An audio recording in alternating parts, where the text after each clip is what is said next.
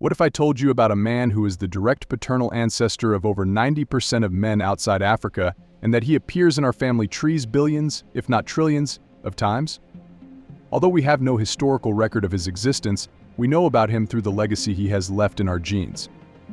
His legacy spans tens of thousands of years and takes us back to the very roots of human migration.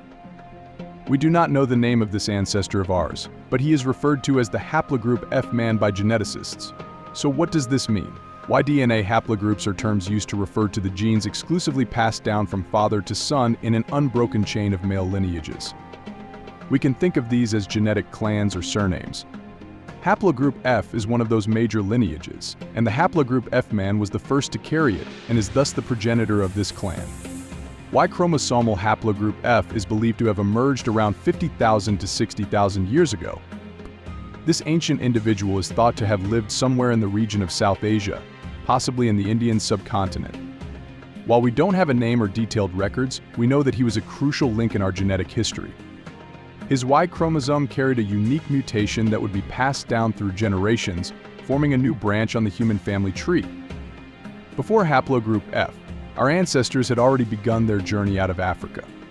As they moved through the Middle East and into South Asia, new genetic mutations arose. Haplogroup F represents one of these key mutations. But the descendants of the haplogroup F man were innovative and adaptable. They spread across diverse environments, from the dense forests of Southeast Asia to the mountainous regions of Central Asia and beyond. Over time, these populations gave rise to many other descendant haplogroups, including G, H, A, K, and others, which would populate the vast regions of Europe, Asia, and Oceania. These can be considered genetic clans in a patrilineal way. Let's take a closer look at some of these descendant clans.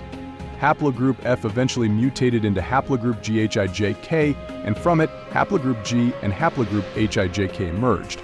Haplogroup G still exists today and is primarily found in the Caucasus region and parts of the Middle East. Haplogroup G is the dominant lineage in the country of Georgia, and famous individuals like Otzi the Iceman and English King Richard III were also members of this lineage. Meanwhile, haplogroup GHIJK split further into haplogroup H and haplogroup IJK. Haplogroup H is prevalent in South Asia, particularly among the Indian subcontinent's diverse populations. Today, it is found at the highest rate among India's Dravidian and tribal populations. Haplogroup IJK further split into haplogroup IJ and K, and haplogroup IJ further split into haplogroup I and J. Haplogroup I is widely distributed in Europe, especially in Scandinavia and the Balkans. This was the lineage of the original European hunter-gatherers, and famous individuals like Beethoven and YouTuber PewDiePie are members of this clan. Haplogroup J is another significant lineage, common in the Middle East and parts of Europe. It is the dominant lineage among modern-day Arabs, Jews, Iranians, Turks, and Greeks. The Islamic prophet Muhammad is thought to have belonged to this clan. Haplogroup K split into K1 and K2. K1 is also known as haplogroup LT, which further split into haplogroup L and T. The L is found mostly in the present-day Indian subcontinent and Middle East, while members of haplogroup T migrated to the Arabian Peninsula and from there into the Horn of Africa, where this haplogroup is found today. Interestingly, former U.S. President Thomas Jefferson belonged to haplogroup T. Haplogroup K2, meanwhile, further split into K2A and K2B. K2A further mutated to become haplogroup NO, which further split into haplogroup N and O. Haplogroup N today is the dominant lineage among the Finnish people and is found in other North Asian populations as well.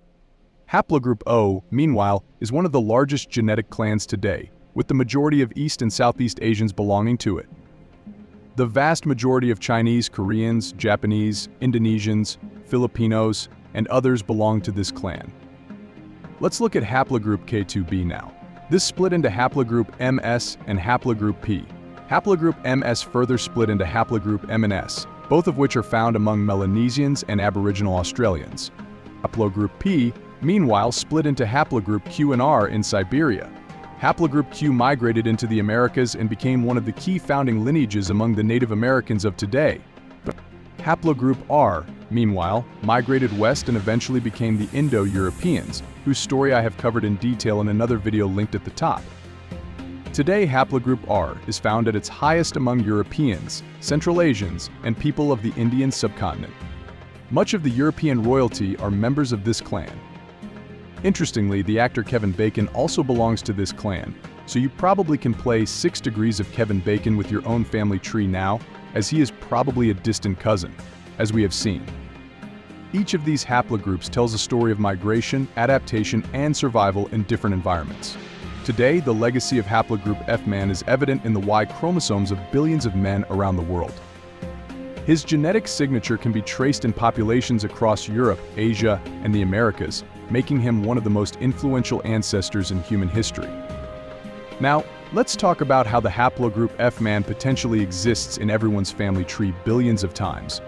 This concept is due to the exponential increase in the number of ancestors as we go back in time.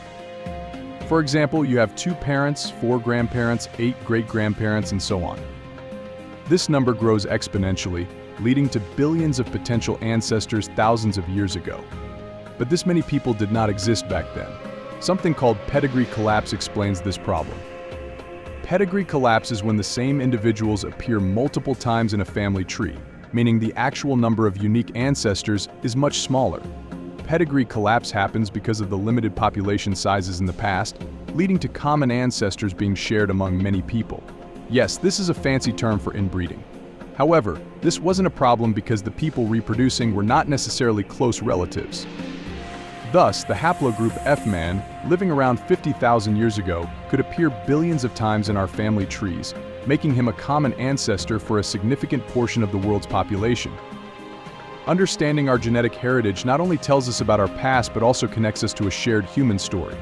Haplogroup F-man is a reminder of our common roots and the incredible journey our ancestors undertook. If you enjoyed this video, don't forget to like, subscribe, and hit the bell icon for more fascinating dives into our ancient history.